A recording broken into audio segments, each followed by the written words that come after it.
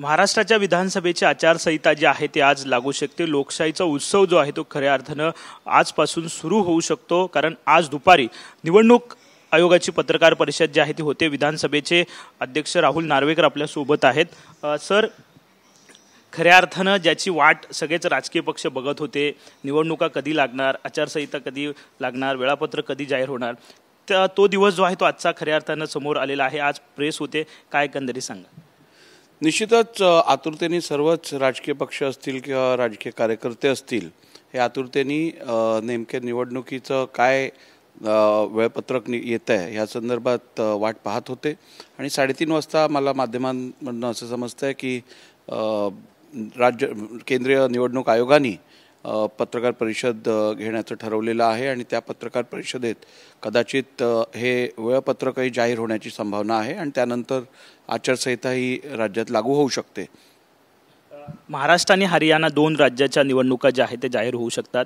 2 ते 3 टप्प्यात निवडणुका होतील असंही बोललं जात आहे। निवडणुका नेमक्या कशा घ्यायच्या, त्याचं वेळापत्रक कसं असावं, हा संपूर्ण अधिकार निवडणूक आयोगाचा आहे। राज्यामध्ये आपण जर पाहिलं तर महाविकास आघाडी विरुद्ध महायुती असा संघर्ष जो आहे तो पाहायला मिळणार आहे या सगळ्या निवडणुकीमध्ये। आज राज्याचं जे राजकीय चित्र दिसून येत आहे त्यात एक महाविकास आघाडी आणि महायुती हे 2 अलायन्सेस एकमेकांसमोर लढताना दिसत आहेत, त्यामुळे स्वाभाविक आहे प्रामुख्याने लढत ही या दोघांमध्ये असेल। तुमचा कार्यकाळ जो आहे तो प्रामुख्याने काय सांगाल, कारण तुम्ही एक 2.25 वर्ष जे आहेत तुमचा हा संपूर्ण विधानसभेचा कार्यकाळ तुम्ही अध्यक्ष म्हणून पार पाडलेला आहे। मला खरं तर फार कमी वयात ही मोठी जबाबदारी प्राप्त झाली, त्यामुळे मी माझ्या विधिमंडळातील सर्व सहकाऱ्यांचे मनापासून सर्वप्रथम आभार मानतो।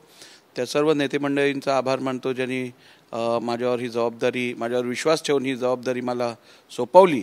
आणि ही जबाबदारी पार पाडत असताना गेल्या 2.25 वर्षात अनेक महत्त्वपूर्ण निर्णय असतील किंवा मूलभूत सुविधा असतील विधिमंडळातल्या, भवनातल्या किंवा आमदारांच्या आमदार निवासासंदर्भात किंवा इतर नियम असतील, या सगळ्यात मला प्रभावशाली काम करता आलं आणि हे सगळं शक्य होतं कारण मला सर्व विधिमंडळ सदस्यांचं योग्य सहकार्य प्राप्त होतं। लोकशाहीचा हा उत्सव आहे, तुम्ही सुद्धा या उत्सवात सामील होणार आहात का? तुम्हाला काही उमेदवारी जाहीर होणार आहे का लवकर? पक्ष जो आदेश देईल तो मी स्वीकारणार आणि मला वाटतं काही वेळात किंवा काही दिवसात आपल्याला सगळं स्पष्ट दिसेल चित्र। काय वाटतं राज्यातली स्थिती सध्याची आपण जर पाहिलं तर अनेक पक्ष जे आहेत ते पाहायला मिळतात, कारण 2 मोठे पक्ष होते त्यांचे 2 इतर पक्ष जे आहेत झाले, त्यामुळे पक्षांची संख्या राज्यातल्या वाढलेली राजकीय पक्षांची संघर्ष यावेळेचा जरा वेगळा असेल विधानसभेच्या निवडणुकीचा।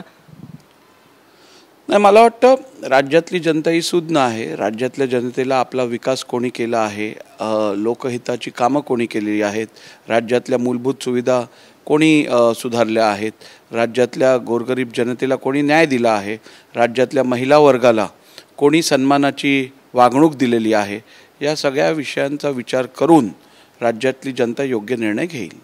आमदार अपात्रबाबतचा तुम्ही निर्णय घेतला होता, त्यानंतर ठाकरे गट सुप्रीम कोर्टात गेले होते, त्याचा निकाल सुद्धा लागेल असं वाटलं होतं। संजय राऊत असं म्हणतात की हे सगळं जे आहे ते दाबलं गेलं आहे आणि न्यायव्यवस्थेचा वापर करून हे सगळं घडवून आणलेलं आहे। संजय राऊत काय म्हणतात त्याच्याकडे मला वाटत नाही कोणीच विशेष लक्ष देतं आणि आपणही देऊ नये, कारण मला वाटत नाही त्यांचा कायद्याचा अभ्यास आहे किंवा या विषयातला त्यांना कुठचाही अभ्यास आहे।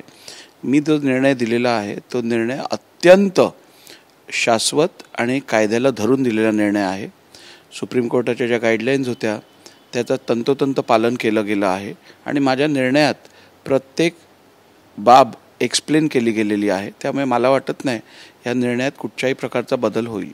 तुमचा जो कार्यकाळ होता या कार्यकाळामधलं सगळ्यात चॅलेंजिंग फॅक्ट कुठलं होतं, म्हणजे काय होतं, काय सांग? एकूण राज्याची राजकीय परिस्थिती अभूतपूर्व होती, या विधानसभेत आपण सर्वांनी बघितलेलं आहे। म्हणजे अगदी 2019 पासून ते 2024 आजपर्यंत ज्या घडामोडी होत आहेत त्या अभूतपूर्व आहेत आणि अशा परिस्थितीत राजकीय चॅलेंजेस विधानसभा अध्यक्ष म्हणून अनेक होते, पण मी आपल्याला सांगितल्याप्रमाणे सगळ्यांकडनं योग्य सहकार्य प्राप्त झाल्यामुळेच मी माझ्या जबाबदाऱ्या योग्यरित्या पार पाडू शकलो असं मला वाटतं। आणि आपण जर विधानसभेचं कामकाज बघितलं तर ह्या गेल्या 2-2.25 वर्षात सर्वात जास्त लक्षवेधी सूचना महाराष्ट्र विधानसभेच्या इतिहासात सर्वात जास्त लक्षवेधी सूचना असतील, प्रस्ताव असतील, यांच्यावर चर्चा झाल्या आहेत. विधेयकं योग्यरित्या डिबेट करून, डिस्कशन करून आपण पारित केलेले आहेत. त्याचप्रमाणे ह्या विधानसभेच्या गेल्या 2-2.25 वर्षात राज्यातलं जे वैभव प्राप्त झालं, 21 वर्षानंतर all India speakers conference, presiding officers conference हा मुंबईच्या महाराष्ट्र विधानसभा भवनात झाला. त्याच्यासाठी देशाचे उपराष्ट्रपती, त्याचप्रमाणे लोकसभेचे अध्यक्ष, राज्यसभेचे उपाध्यक्ष, उपसभापती हे सर्व येऊन गेले. त्यानंतर विधिमंडळाच्या वरच्या सभागृहाच्या शतक महोत्सवी कार्यक्रम आपण विधिमंडळात घेतला. त्यासाठी स्वयं राष्ट्राच्या राष्ट्रपती द्रौपदी मुर्मू मॅडम ह्या पण आलेल्या आणि असे अनेक कार्यक्रम या काळात झाले. त्याचप्रमाणे महाराष्ट्र विधिमंडळाने परराष्ट्रातल्या अनेक लेजिस्लेटिव्ह बॉडीज म्हणजे विधिमंडळांबरोबर सामंजस्य करार साईन केले आहेत, ज्याच्यातनं संसदीय लोकशाहीला प्रमोट करण्यासाठी बेस्ट पार्लमेंटरी प्रॅक्टिसेस एक्सचेंज केल्या जातील. अशा अनेक गोष्टी आम्ही गेल्या 2.25 वर्षात करू शकलो आणि मला वाटतं राज्यातील जनतेच्या सहकार्यामुळे, माध्यमांमधील आमच्या मित्रांमुळे आणि विधिमंडळातील माझ्या सर्व सहकारी सदस्यांमुळे हे सगळं शक्य होतं. धन्यवाद. साहजिकच आहे, विधानसभा अध्यक्ष राहुल नार्वेकर आपल्यासोबत होते.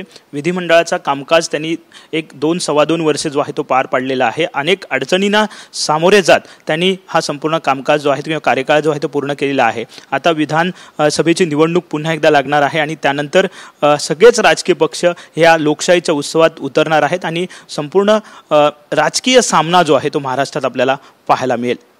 कॅमेरामन रोहन पवारसह विनायक डावरुंग, TVN मराठी, मुंबई.